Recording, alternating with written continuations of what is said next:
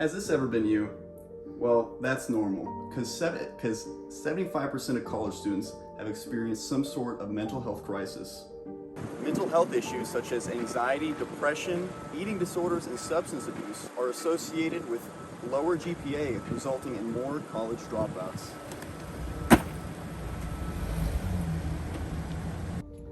Almost 1/3 of college students have felt so depressed that they have trouble functioning.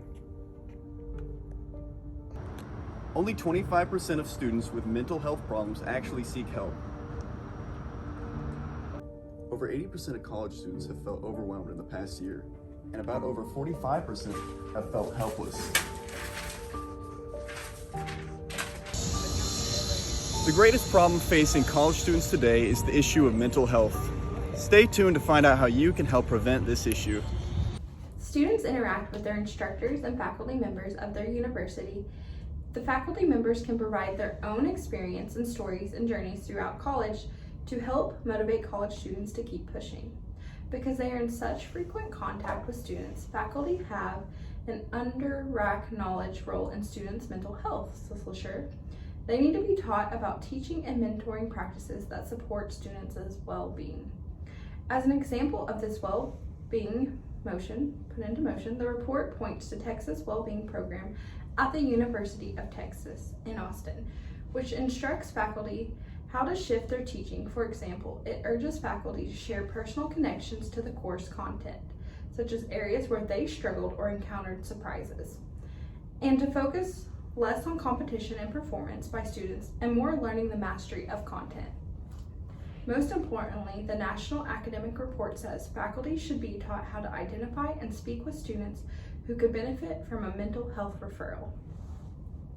In fact, according to communication expert Dr. Zachary Goldman, students are far more likely to go to teachers with mental health concerns than they are any other faculty and staff.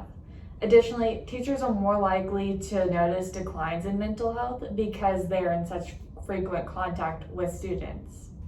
In Lauren Drake's article, Drake states that when students were asked what they thought was the best way for colleges to improve inclusion, nearly 70% reported a need for training to help educators better understand mental health. So what would this improve? Faculty and staff can be trained not to become therapists or counselors themselves, but to recognize students in distress and be able to refer them to local and community resources to help them.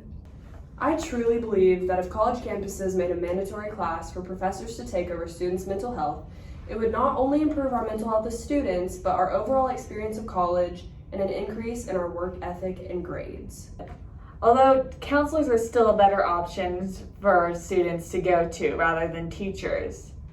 Actually, we're very lucky that most universities and colleges do offer mental health facilities of some kind on campus. However, these facilities have a lot of limitations. For starters, students are only usually likely to go to these facilities if they feel like they're in dire need of help.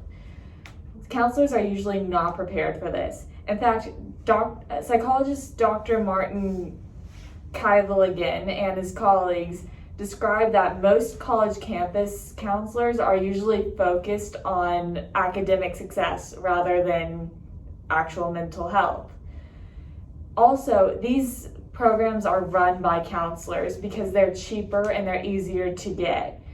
Counselors do not have the legal rights to prescribe medication or diagnose mental illness. Therefore, they're not as helpful as an actual mental health facility.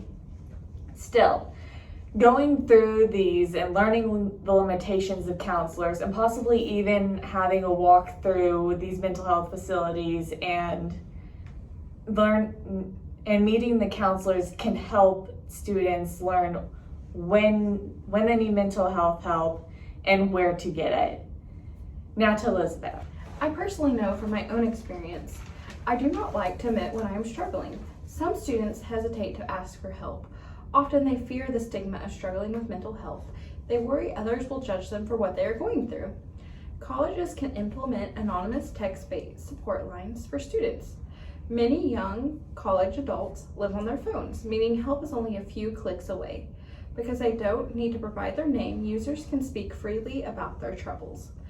Technology also enables law enforcement officers to track pings off towers to locate students in danger. And now to Noah. A 4-day school week should be an obvious choice to ease the mental health of college students. Not only can the extra free day be used to help students relax, but it also saves the school money. An extra day of school gives students breathing room throughout the semester, allowing them to de-stress. In 1993, surveys done by Dr. Salzman of the Rocky Mountain Educational Research Association in Idaho schools concluded that students can use this time to not only unwind, but also have an extra day to schedule appointments, get ready for the next week of classes, or have the luxury of not missing class for sport-related activities. Most schools using the 4-day school week will fill their 5th day with extra tutoring options and extracurricular activities for students. Having more student activities for students is an efficient and effective way to help with the growing issue of mental health. A 4-day school week is not only beneficial for the students, but the school as well. With an extra day off in the week, lights to buildings not in use are turned off and the temperature is set to accommodate the weather. There's a lot of money ready to be saved. A study done by the Office of Educational Research and Improvement on a school in New Mexico found that they saved close to 20% of their normal utility cost in 2003.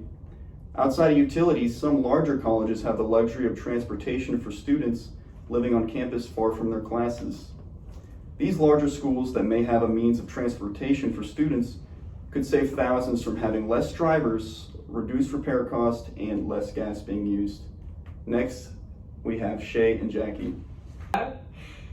Burnout is another serious condition that students often face. HelpGuide.org describes burnout as the state of emotional, physical, and mental exhaustion caused by excessive and prolonged stress. It occurs when you feel overwhelmed, emotionally drained, and unable to meet constant demands. With the constant stressors that college students face, such as academic, financial, and social stressors, it's no wonder that halfway through the year, most students feel burned out. In fact, faculty and staff also often feel burnt out as well. But burnout can also Burnout can also affect us in many different ways. For instance, HelpGuide.org says that burnout can cause a loss of energy, frequent headaches and muscle pain, lowered immunity, a change in appetite or sleep habits, sense of failure and self-doubt, feeling helpless, trapped and defeated, detachment, a loss of motivation, increasingly negative outlook on life. It can cause detachment, isolation, procrastination, taking frustration out on others, skipping school or work, and using food, drugs, or alcohol to cope with this. With all this in mind, burnout is a very serious condition that most students face. Therefore, but there is a few ways that we can help deal with this. First, you can go to your counselors provided by the school to be proactive with it. Second, you can go through a list of what burnout is and when to recognize it, so that way you're able to see it in yourself and others and get them the help that they need. And finally, longer and more frequent breaks from school can significantly improve our state of mind. So to kind of go off of what Shay said, towards the end of the semester, students are mentally exhausted. We've worked, we've researched, we've given speeches, we wake up early mornings and stay up late nights to deal with school and manage good grades in order to graduate. So like I said, we're drained at the end and even weeks before the end. And this takes a huge toll on mental health. So why does it seem like the end of the semester is always the hardest? Is it the fact that we have tests, projects, overall huge assignments the week right before finals, when we should be studying to take an accumulative test over everything we learned over the whole semester? I propose that all colleges should have a mandatory dead week, and it turns out other colleges think the same. In a newspaper article, it states that 85% of college students reported that they had felt overwhelmed by everything that they had to do at some point within the year. So what is a dead week? A dead week is a week before finals week, where students can read, review, and recite before their finals. No work is assigned, and students can utilize that week to prepare for every final they have for the week following. Because when you think about it, when students are enrolled in 15 hours, that usually means 5 finals. And if students are using the week before finals to finish a huge project or prepare for a test that isn't even their final, how are we supposed to be studying for the 5 finals next week, which are usually worth an insane amount of our grade? So overall, we want to improve the mental health for college students at NSU and other college campuses, and we want better resources to help this problem in different colleges. 1, 2, 3.